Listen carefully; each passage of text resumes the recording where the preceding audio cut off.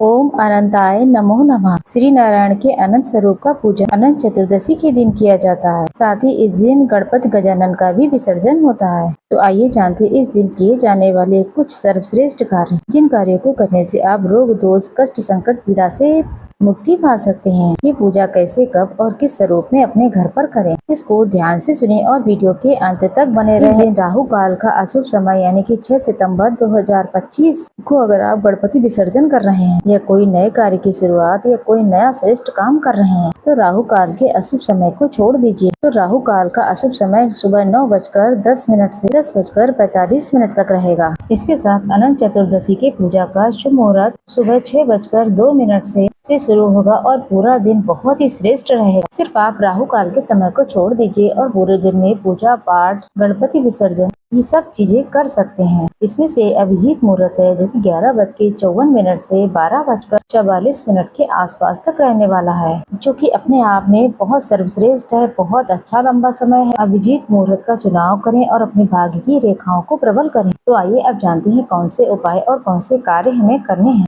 तो पूरा वीडियो ध्यान से देखिएगा, वीडियो के अंत तक बने रहिएगा। जल्दी उठिएगा और श्री नारायण का रंग है पीला। पीले रंग के कपड़ों को आपको चयन करना है। पीले रंग के कपड़े सौभाग्य में वृद्धि करने के लिए जाने जाते हैं, तो पीले रंग के कपड़ों का आप सभी चयन करें। तो ऐसा बिल्कुल ना सोचें कि शनिवार है, पंचक है, तो पंचक में आप गणेश विसर्जन कर सकते हैं, अपने पूजन पाठन को कर सकते हैं, इसमें कोई दोष नहीं लगता। सबसे पहले सूर्य भगवान को जल चढ़ाएं और तुलसी माता के कुछ सर्वश्रेष्ठ पत्ते लीजिएगा। 11, 21 या 51 जितने भी पत्ते आपको प्राप्त हो जाएं, कुछ पत्तों में आप चंदन लगा लें, पीला और लाल जो भी चंदन हो आपके पास। आप सभी को बताते हैं यहाँ पर प्रिय नारायण का सबसे प्रिय भोग है केला। केले ले लें और पंचामृत बना लें।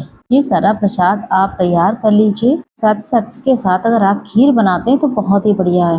श्री नारायण की पूजा करें। ओम अनंताय नमः कहते हुए श्री नारायण की सुंदर मूर्ति या फिर प्रतिमा जिसमें वो शेष नाग स्वरूप विराजमान हो, उन्हें आप पूजा की चौकी पर स्थापित कर लें। साथ ही इस दिन एक 14 गांठ वाले धागा की मान्यता है। उसे एक कटोरी में रखा जाता है, उसमें दूध के कुछ छींटे डालकर ओम अनंताय नमो नमः कहते हुए, ओम नमो भगवते वासुदेवाय कहते हुए दूध के छींटे देकर हल्दी, कुमकुम, मौली, अक्षत सभी चीज अर्पित करें और भगवान के समक्ष रखा जाता है। अगर संभव हो तो कलश स्थापना करें और नहीं तो थोड़ी देर की पूजा है, कलश स्थापना नहीं भी कर पाते, कोई दिक्कत परेशानी की बात नहीं है। कलश अगर रखते हैं तो स्वास्तिक बनाए, मुख पर मौली बांधे, साथ ही 1 रुपए का सिक्का, हल्दी की गांठ, अक्षत और पुष्प अर्पित करें। उसके ऊपर एक पात्र रखें, इसमें चावल या फिर तिल रखें, उसके ऊपर एक दीपक लगा दीजिए। फिर भगवान विष्णु की पूजा आराधना करें। उसके बाद केले का भोग, पंचामृत, तुलसी पत्र रखकर भगवान के समक्ष प्रस्तुत करें। व्रत उपवास करने से भाग्य की रेखाएं प्रबल होती हैं। संभव हो तो पूरे दिन व्रत करें। शाम के समय बिना नमक का भोजन ग्रहण करें,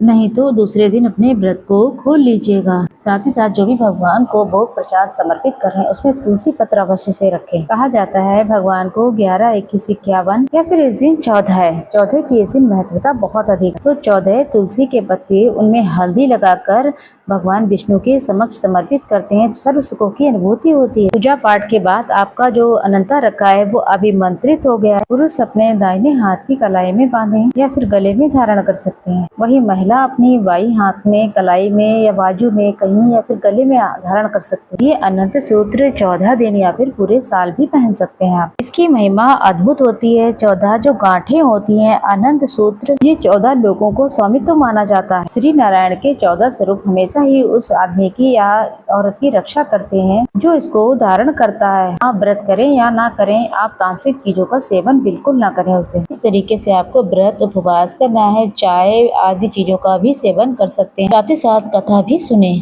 पूजा में हुई भूल चूक के लिए क्षमा प्रार्थी हो और कोई भी प्रश्न हो अनंत चतुर्दशी से संबंधित आपका अपना चैनल है, आप पूछ सकते हैं। साथ ही साथ गौ माता को केले का फल इत्यादि का भोग अवश्य लगा, क्योंकि बाल गोपाल श्री नारायण भगवान को हमारे गौ माता बहुत प्रिय है। साथ ही साथ ब्राह्मण देवता को एक समय का भोजन दान अवश्य कीजिएगा। ऐसा करेंगे तभी आपका अनंत चतुर्दशी का व्रत सफल माना जाएगा। इस दिन गणेश भगवान का भी पूजन करना बहुत ही लाभदायक होता है। गणेश भगवान को दूर्वा समर्पित करने के बाद थोड़ी सी अगर आप खा लेते हैं तो बहुत लाभदायक होता है। ऐसा करने से रोग दोष, संकट, कष्ट, पीड़ा से मुक्ति मिलती है। विसर्जन से पहले यहाँ पर भगवान के पास रखी हुई दूर्वा अपने घर के दरवाजे पर और अपने घर के जहाँ पर आप पैसा रुपया धन रखते हैं वहाँ पर अवश्य थोड़ी सी रखें। ऐसा करने से भी सौभाग्य में वृद्धि होती है।